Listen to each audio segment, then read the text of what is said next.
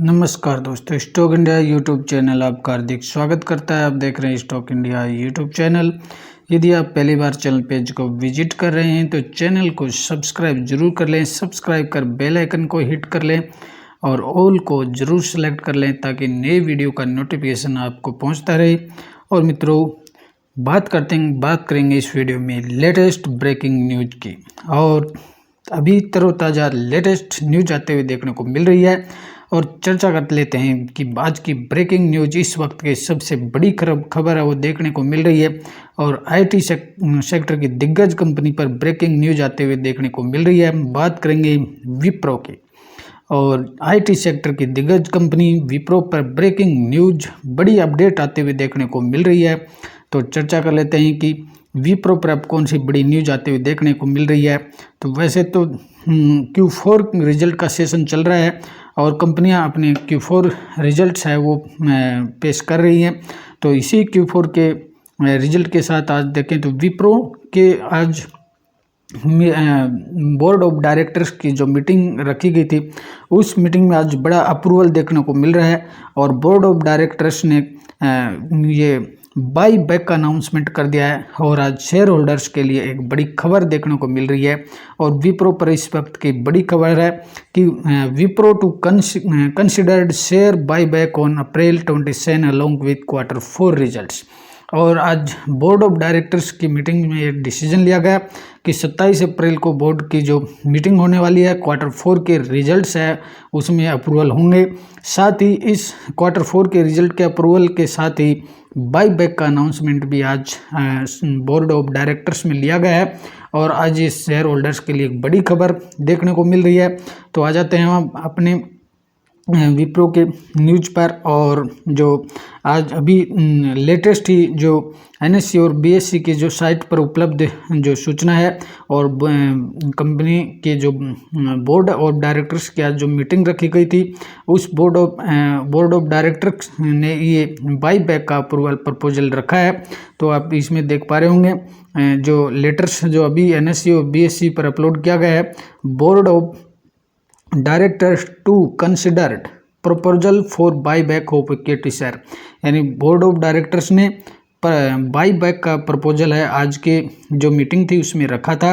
और ये जो बाई बैक का प्रपोजल है इसके ऊपर जो अप्रूवल है वो कंपनी की 27 अप्रैल को और जो बोर्ड ऑफ की मीटिंग होने वाली है। और इस 27 अप्रैल को बोर्ड की जो मीटिंग होगी उसमें Q4 के रिजल्ट्स भी अप्रूवल लिए जाएंगे। Q4 के रिजल्ट के साथ ही बाईबैक का प्रपोजल भी बाईबैक का अप्रूवल लिया जाएगा। और बाईबैक वो कितने प्राइस पर बाईबैक होगा ये अब देखने वाली बात होगी। और 27 अप्रैल को जब रिजल्ट आउट होंगे उसी के साथ ही बाईबैक की जो प्राइस रेट है वो भी तय होगी और वो इसमें बताई जाएगी। तो इसमें आप लेटर को देख लेते हैं, इसमें ये सब कुछ कवर किया गया है। The board of director of company will be consider a proposal two by back equity shares of the company and the matters necessary and incidental through, यानी बोर्ड ने कहा है कि जो बाईबैक का जो प्रपोजल है वो ये जो मैटर था वो नेसेसरी था और इंसिडेंटल यानी तत्काल इसका निर्णय लिया गया है in accordance with the applicable provisions of the companies act 230 the securities exchange board of India buy back of securities, यानी बाई बैक का अनाउंसमेंट इसमें किया गया है। और इसमें साथ कहा गया and other applicable laws at its meeting schedule to be held over April 26 and 26 और 27 अप्रैल को जो बोर्ड ऑफ डायरेक्टर्स के बोर्ड की जो मीटिंग होने वाली है उसमें ज़रूरी है वो ज़रूरी जो प्रपोजल है अप्रूवल्स है वो लिए जाएंगे।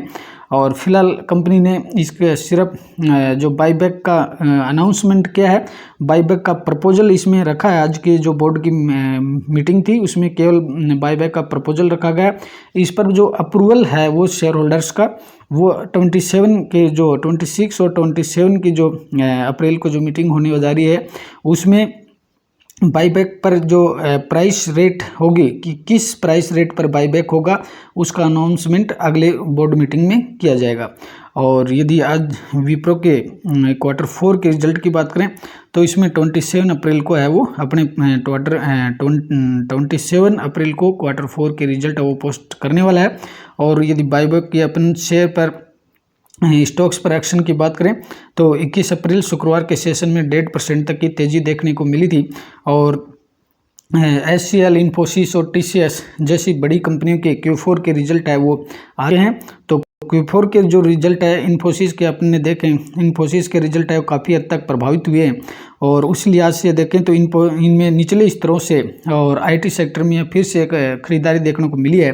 और जो IT के जो सभी जो स्टॉक्स हैं 52 वीक लो के आसपास पहुंच गए हैं। और यदि विप्रो की भी अपन बात करें तो इसका अगर अपन 52 वीक लो की अगर देखें तो ये 250 के आसपास है वो जाते हुए देखने को मिला था, लेकिन निचले स्तरों से इनमें फिर से खरीदारी देखने को मिली है।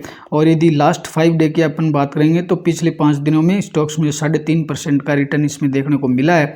और यदि इसमें 52 वीक लो की बात करें तो 352 के स्तर पर चला गया था और निचले स्तरों से इसमें और फिर है वो निचले स्तरों से खरीदारी देखने को मिली थी। और स्टॉक्स है वो फिर है वो 350 से ऊपर जाते हुए देखने को मिला है। और करीबन इसमें शुक्रवार को भी 1.5% की तेज़ी इसमें देखने को मिली है। साथ ही यदि पिछले 1 महीने की अगर बात करें, पिछले 1 महीने में करीबन 1.5% से ज़्यादा का इसमें उछाल देखने को मिला है। और यदि लास्ट 6 मंथ की बात करेंगे तो पूरा IT सेक्टर या पिछले 1 से 1.5 साल का जो दौर चला है और अमेरिका से भी जो IT की जो दिग्गज कंपनी है एसेंचर, उसके रिजल्ट भी काफ़ी प्रभावित हो रहे हैं। और सारा जो मैटर है वो IT सेक्टर का अमेरिका से हैंडल हो रहा है। तो वो जो IT सेक्टर में जो गिरावट चल रही है उसका असर है इंडियन IT स्टॉक्स पर भी देखने को मिल रहा है और इसका असर आप विप्रो पर भी देखने को मिलेगा।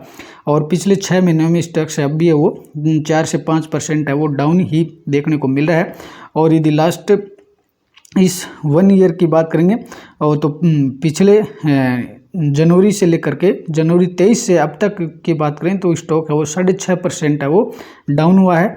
और यदि हम पास्ट 1 ईयर की बात करेंगे तो पिछले एक साल का अगर रिकॉर्ड देखें स्टॉक्स का तो इसमें 25 अप्रैल 2022 और 25 अप्रैल 2022 के बाद से इसमें गिरावट शुरू हुई थी।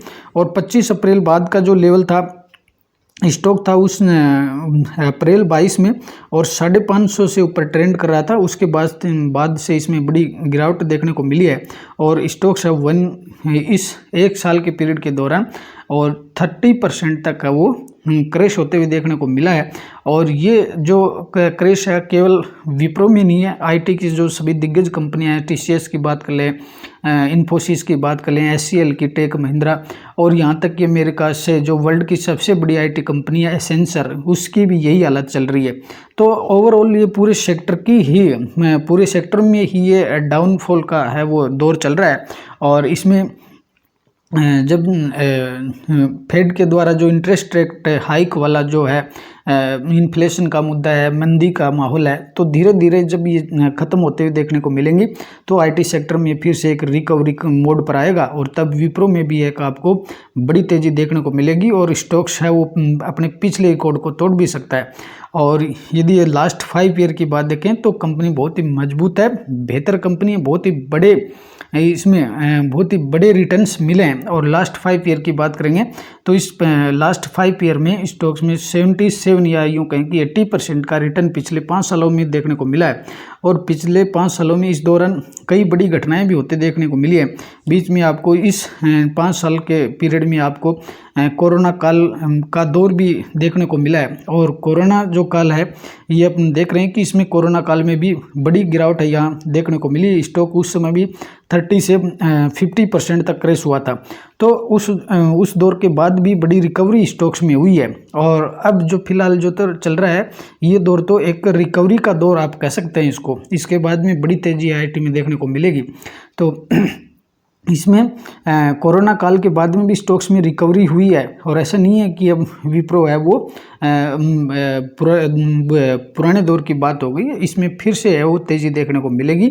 और पोर्टफोलियो में आप रखते हैं तो इसे निकालिए मत, लॉन्ग टर्म के लिए होल्ड कीजिए, बड़ा रिटर्न्स आपको देकर जाएगा। और इसमें बहुत ही जो लोग हैं इसमें करोड़पति से खरबपति बन करके निकले हैं।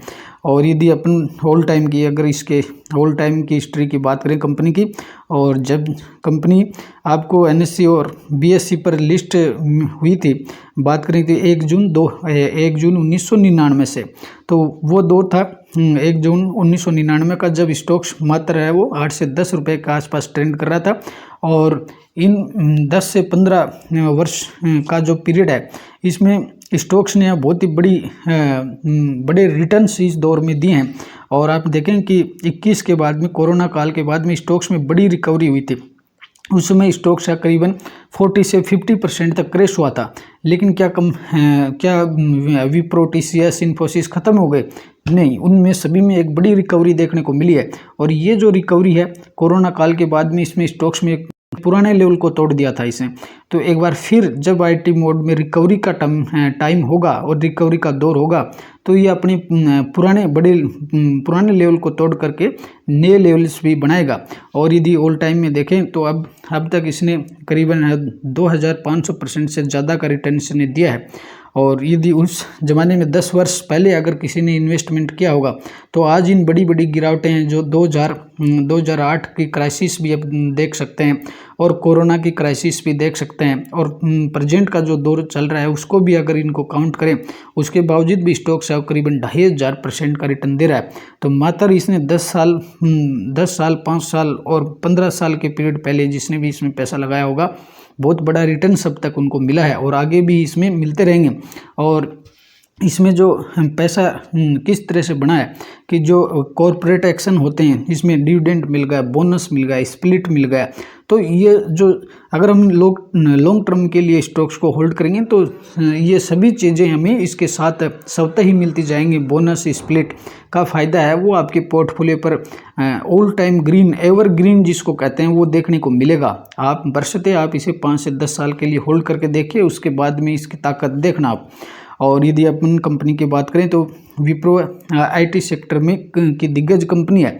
मार्केट कैप की बात करें तो इसका 2 लाख करोड़ का और मार्केट कैप है। और यदि हाई और लो की बात करें तो इसका अभी हाल ही का जो हाई, पिछला जो हाई था 538 का था, और अभी लेटेस्ट जो लो 52 वीक लो किया वो 352 का किया। और यदि स्टॉक्स की PE रेशो की बात करें तो स्टॉक्स का PE रेशो भी काफ़ी वाजिब दाम पर उपलब्ध है। मात्र PE रेशो वो 17.8 का है। और स्टॉक्स की बुक वैल्यू की बात करें तो 130 का है। और इसकी अगर डिविडेंड यील्ड की बात करें तो डिविडेंड यील्ड भी अच्छा खासा है, 1.63 का चल रहा है। रिटर्न ऑन इक्विटी आप देखेंगे तो रिटर्न ऑन इक्विटी भी 21% से ज़्यादा का। और return on capital equity, return on equity देखेंगे तो 20.3 का है। और स्टॉक्स की फेस वैल्यू है वो 2 की चल रही है, यानी भविष्य में आपको इसमें स्प्लिट या बोनस की संभावना भी बनती है। और यदि बात करें इसके कि IT के इसके जो कंपटीटर जो कंपनी की बात करें तो सेक्टर इसका IT है। और इंडस्ट्री की बात करें तो कंप्यूटर सॉफ्टवेयर लार्ज से है। और यदि इनके कंपटीटर कंपनियों की अपन बात करते हैं तो 1 नंबर पे अपन TCS देखने को मिलती है, इन्फोसिस है, 3 नंबर पे HCL टेक्नोलॉजीज है, और चौथे नंबर की जो बड़ी कंपनी है वो विप्रो देखने को मिलती है। और हालांकि IT में ये इनके जो कंपटीशन है काफ़ी बड़ा कंपटीशन है, लेकिन आज से नहीं है ये IT में तो कंपटीशन बड़ी कंपनियां आपको देखने को मिलती हैं। साथ ही बड़ी कंपनियों के साथ ही आप इनसे कंपेयर करेंगे तो PE रेशो भी इसका सबसे वाजिब PE रेशो पर उपलब्ध है। जहाँ TCS का PE रेशो 27 का है, इन्फोसिस 21 है, HCL 19 का है। तो विप्रो का जो PE रेशो है सबसे नीचा का देखने को मिल रहा है। तो ये एक सबसे बेहतरीन मौका है विप्रो के शेयर में एंट्री करने का। और इस समय जो जिस वाजिब रेट पे जो मिल रहा है बहुत ही वाजिब रेट है, और आप इस पर विचार कर सकते हैं।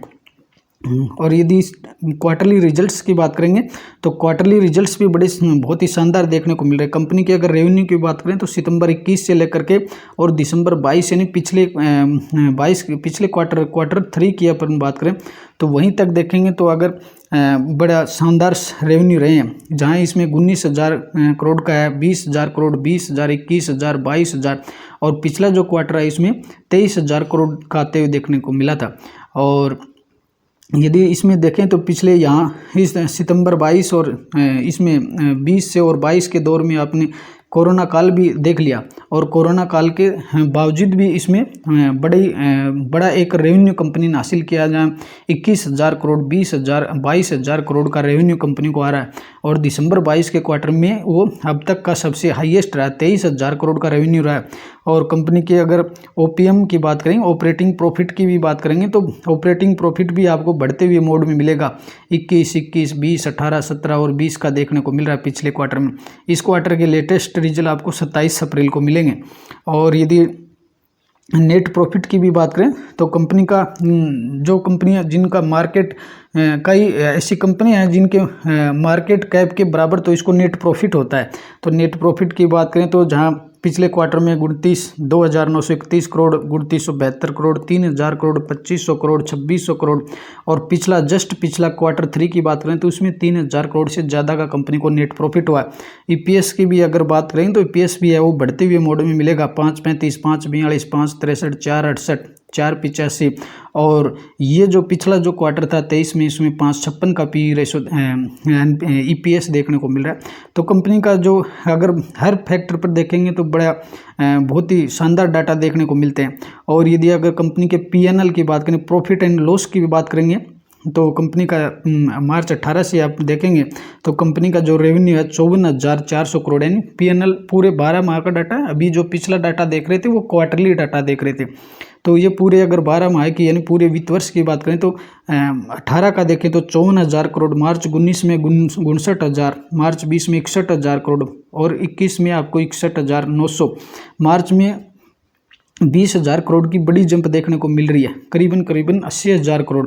और प्रेजेंट जो क्वार्टर चल रहा है, प्रेजेंट जो वित्त वर्ष चल रहा है उसमें 88,000 करोड़ है। अभी एक क्वार्टर बाकी है, क्वार्टर 4 का और ऐड होगा इसमें, तो 88,185 करोड़ का इसको रेवेन्यू देखने को मिल रहा है। और यदि ओपीएम की भी बात करेंगे तो पूरे 12 माह का ओपीएम देखें तो इसमें 19 करोड़, 19%, 20%, 20, 24, 21 और पिछले क्वार्टर में 19। और यदि नेट प्रॉफिट की भी बात करेंगे तो मार्च 19 में 8,000 करोड़ का, 9,000 करोड़ का, 9,772, 10,800, 12,200, और पिछला जो क्वार्टर था उसमें नेट प्रॉफिट 11,366, यानी ये 12 महीने का डाटा है। यानी जो जिन कंपनियों का मार्केट कैप 11,000 करोड़ है, इसको वहाँ नेट प्रॉफिट हो जाता है, तो ये एक बड़ी देखने वाली बात है। तो ये एक ठीक है दिग्गज कंपनियां हैं, यहाँ कोई किसी प्रकार की दिक्कत नहीं होगी, बरसते आप लॉन्ग टर्म के लिए होल्ड करेंगे। और यदि अपन कंपनी की बैलेंस शीट देखेंगे आप तो कंपनी की जो बैलेंस शीट है काफ़ी मजबूत ही देखने को मिलेगी। और कंपनी का रिजर्व देखिए कंपनी के पास मार्च 19 में 55,000 करोड़ का था, मार्च 20 में 54,000 करोड़, मार्च 21 में 53,800, और मार्च 22 में बड़ी छलांग देखने को मिली, इसमें 64,000 करोड़ का रिजर्व है कंपनी के पास, और सितंबर 22 में 70,000 करोड़ का। यानी कंपनी इसके पास इतने रिजर्वर्स हैं कि ये कई कंपनियां खड़ी कर सकते हैं। 70,000 करोड़ के तो रिजर्व देखने को मिल रहा है कंपनी का। और कंपनी पर कर्जा बोरोविंग की बात करें तो कंपनी का जो कर्जा है सितंबर 22 के डाटा के अनुसार 19,400 करोड़ का कर्जा है। और कंपनी के पास पैसा कितना पड़ा है, रिजर्व कितना पड़ा है, 70,000 करोड़ से ज़्यादा का रिजर्व है। तो ये कोई मायने नहीं रखती, बहुत बड़ी कंपनी है। और उस लिहाज से देखें तो भविष्य में इसमें बहुत ही मल्टीबैगर स्टॉक साबित हो सकता है। और यदि इसका शेयर होल्डिंग पैटर्न पर भी अपन जाएंगे तो काफ़ी शेयर होल्डिंग पैटर्न भी काफ़ी डिसेंट देखने को मिलता है। प्रमोटर की जो हिस्सेदारी है बहुत ही शानदार हिस्सेदारी है, 72% से ज़्यादा नहीं 73% अब देखने को मिलती है। और जो जो कंपनी पब्लिक रूप से लिस्टेड हो जाती है उसमें 75% शेयर होल्डिंग पैटर्न है उसमें रखना पड़ता है, और उससे ऊपर नहीं रह जा सकते। तो ये इसमें 73% का जो प्रमोटर्स के जो हिस्सेदारी है बहुत ही अच्छी देखने को मिल रही है। एफआईज की बात करें तो एफआईज ने हालांकि इसमें जून 21 के बाद में अपनी हिस्सेदारी इसमें थोड़ी हल्की सी कम की है। और मार्च 23 यानी जो लेटेस्ट क्वार्टर की अपन बात करें इसमें शेयर होल्डिंग जो पैटर्न है वो मार्च 23 का इसमें यानी इस एंड में इस वित्त वर्ष का जो एंड का क्वार्टर 4 उसका अपडेट हो गया है। तो मार्च 23 का अपन देख पा रहे हैं कि जो एफआईज की जो शेयर होल्डिंग पैटर्न है इसमें एफआईज ने पिछले क्वार्टर की तुलना में अपना होल्डिंग इसमें बढ़ाई है। तो इसमें पिछले क्वार्टर में 6.30% की थी एफआईज की। तो एफआईज में इसमें करीबन है वो 8 बेसिस पॉइंट इसमें अपनी हिस्सेदारी बढ़ा दी है। तो एफआईज ने अपनी हिस्सेदारी इसीलिए बढ़ाई है, जबकि लोकल जो यूँ कहें कि जो छोटे जो इन्वेस्टर्स हैं वो इससे स्टॉक से अब निकल रहे हैं, क्योंकि गिरावट को देख करके निकलना नहीं है, इसमें आगे बढ़ना है। और ये इसमें एफआईज ने अपनी हिस्सेदारी बढ़ाई है। वहीं अगर डीआईज की बात करेंगे तो डीआईज की हिस्सेदारी करीबन इसमें डीआईज ने भी अपनी हिस्सेदारी बढ़ाई है। डीआईज में म्यूचुअल फंड कह सकते हैं अपन। तो डीआईज में जो लोकल जो म्यूचुअल फंड है पिछले क्वार्टर में उनकी हिस्सेदारी 7.84 थी, इस क्वार्टर में 8% से ज़्यादा हो गई है। यानी इसमें डीआईएस ने भी अपनी हिस्सेदारी मार्च 23 में अपनी हिस्सेदारी बढ़ाई है, एफआईज ने भी अपनी हिस्सेदारी बढ़ाई है। और अदर्स की बात करेंगे, इसमें पब्लिक की बात करेंगे तो 12 से 13% भी इसमें पब्लिक है।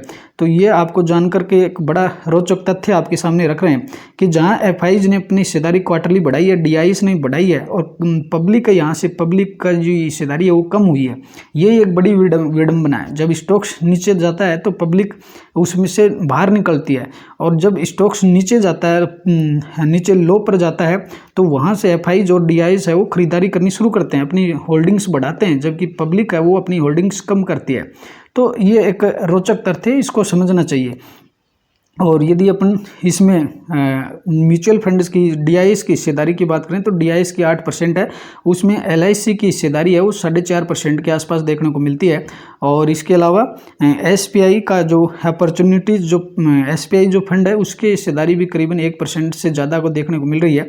और डीआईएस में और बात करें तो इसमें जेपी जो मॉर्गन चेस बैंक है उसकी हिस्सेदारी भी आपको 2.39% देखने को मिल रही है।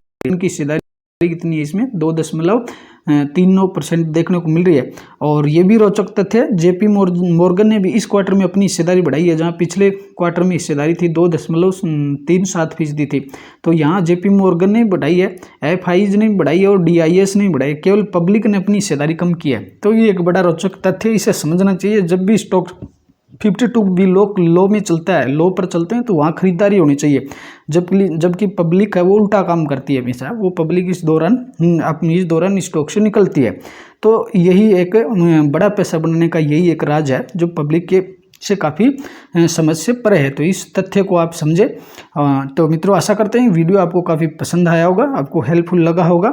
और तो वीडियो को लाइक और शेयर जरूर कीजिए, और कमेंट करके हमें ज़रूर बताइए वीडियो कैसा लगा। और पहली बार चैनल पेज को विजिट कर रहे हैं तो सब्सक्राइब जरूर कर लें। अगले वीडियो में फिर मिलते हैं, तब तक के लिए नमस्कार।